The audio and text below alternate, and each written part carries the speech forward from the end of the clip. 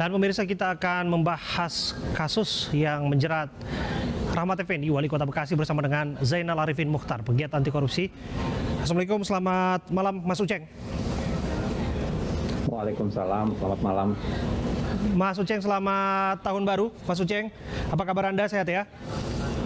Alhamdulillah sehat. Selamat tahun baru juga buat teman-teman sekalian. Mas Uceng, di tahun baru ini KPK punya tahanan baru yang jelas. Tapi kalau kita telisik lagi, kasus korupsinya kok nggak yang baru ya? Sesungguhnya soal jual beli jabatan ini kan sudah pernah mendera beberapa pejabat publik.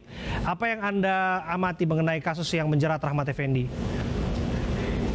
Ya, kalau kita pahami kan katanya jual beli jabatan dan ada kemungkinan soal pengadaannya.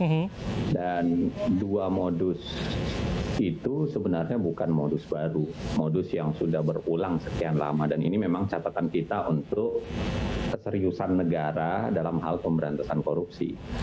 Karena saya selalu mengatakan begini, bahwa pemberantasan korupsi yang baik itu harusnya tidak berhenti di wilayah mengungkap perkara dan menahan orang yang tersangkut di wilayah itu, tapi juga harusnya keluar dengan resep yang cespleng gitu. Jadi kayak resep yang itu bisa menyelesaikan masalah.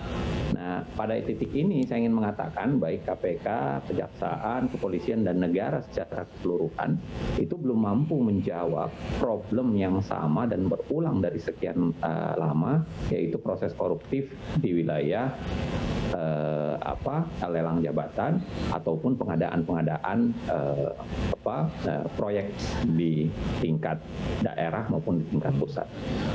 Oke, Anda bisa memberikan penjelasan kepada publik. Kalau kita tahu bahwa ini bukan pertama kali terjadi, sebelumnya ada Wali Kota Tanjung Balai, kemudian juga ada beberapa kepala daerah lain di tingkat 2 yang juga terjerat kasus ini, sebetulnya di tingkat 1 bahkan di level nasional juga ada. Tapi mengapa arenanya di situ-situ saja, Mas Uceng?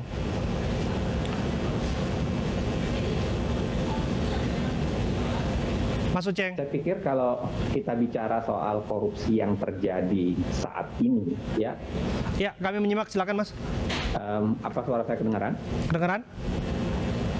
Oke, kalau kita bicara soal korupsi yang terjadi saat ini, menurut saya itu akumulasi dari sekian banyak faktor. Jadi bukan faktor tunggal. Tidak ada faktor tunggal dalam proses korupsi yang terjadi dan begitu banal saat ini.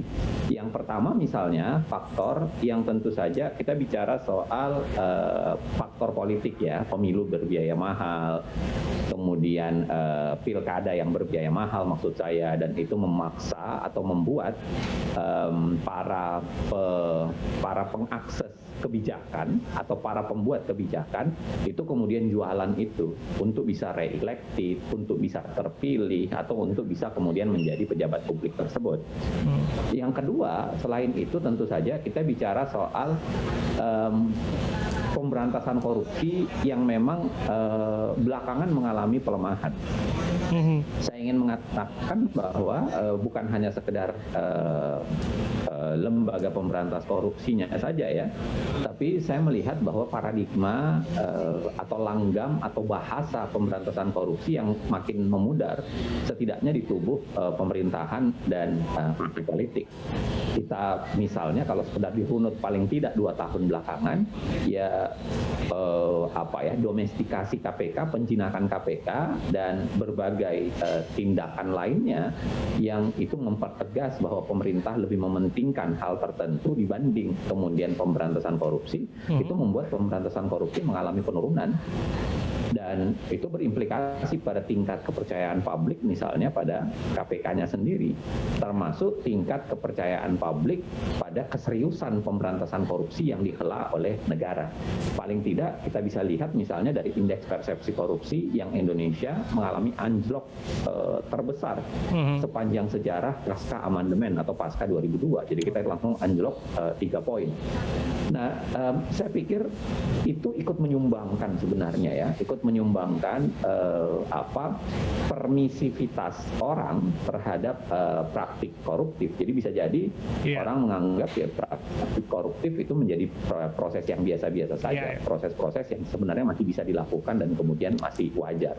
Nah, ada banyak sekali faktor tentu saja. Ya, faktor ketiga tentu saja kita juga nggak bisa menafikan bahwa kualitas personal, kualitas pribadi jabatan publik yang kemudian sangat mudah untuk jualan kewenangan. Belum lagi juga faktor-faktor lain, misalnya lemahnya pengawasan. Kalau kita bicara soal di daerah ya, pengawasan lemah sekali. Begitu juga kalau kita bicara soal bagaimana aturan hukum mengatur dalam berbagai hal, termasuk melengkapi soal lelang jabatan, melengkapi soal bagaimana procurement, pengadaan dan lain-lain sebagainya. Jadi saya ingin mengatakan bahwa faktornya adalah akumulasi dari sekian banyak faktor. Tidak ada faktor tunggal sebenarnya dalam proses korupsi yang marak terjadi di daerah belakangan ini. Spesifik mengenai sosok Rahmat Effendi yang akrab disapa Pepen. Sebetulnya kan Pak Wali Kota ini tidak sedikit yang menilai adalah wali kota yang perhatian kepada warganya. Saking perhatiannya kepada warganya, dia siapkan anggaran 1,1 miliar karangan bunga untuk warganya yang punya hajatan. Begitulah ya. Sampai orang mempertanyakan sebetulnya asas kepantasan dari anggaran sebesar itu. Di sisi lain juga yang bersangkutan juga banjir penghargaan dari berbagai instansi ya. Dan bukan kali ini saja terjadi, pejabat publik lagi-lagi yang punya banjir penghargaan seperti Gubernur Sulsel yang dulu Pak Nurdin Abdullah juga tersangkut kasus korupsi. Kalau Anda melihat apa yang jadi masalahnya, Mas Uceng? Ya, saya melihat ya memang ada perubahan tentu saja ya, perubahan misalnya kalau dalam kasus Nurdin Abdullah ada perbedaan ruang pertarungan yang tiba-tiba berbeda antara beliau ketika menjadi bupati di kabupaten kecil Bantaeng, itu kemudian pindah menjadi gubernur Sulawesi Selatan. Saya sudah pernah analisis begitu banyak faktor itu, kenapa kemudian terjadi perubahan.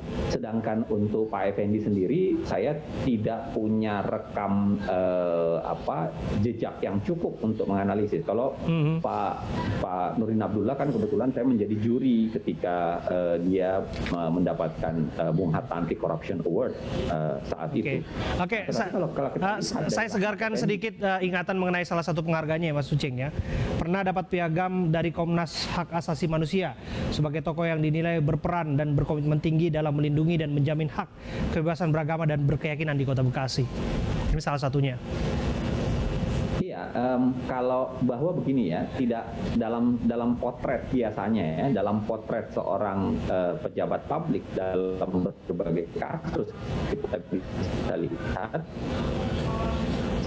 sebenarnya dia selalu sisi sisi kebaikan dan sisi buruk.